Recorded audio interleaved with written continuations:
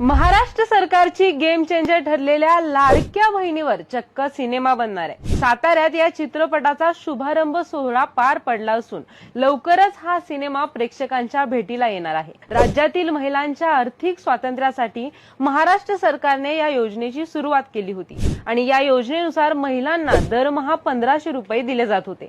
या योजनेवर सिनेमा येणार असून महाराष्ट्राची लावणी प्रेमी गौतमी पाटील आणि रात्रीच खेळ चाले फेम अण्णा नाईक या चित्रपटाच्या मुख्य भूमिकेत झळकणार आहेत। महाराष्ट्र शासनाने सुरू केलेल्या लाडक्या बहीण योजना उपक्रमावर आधारलेली कथा या चित्रपटातून सादर केली जाणार आहे।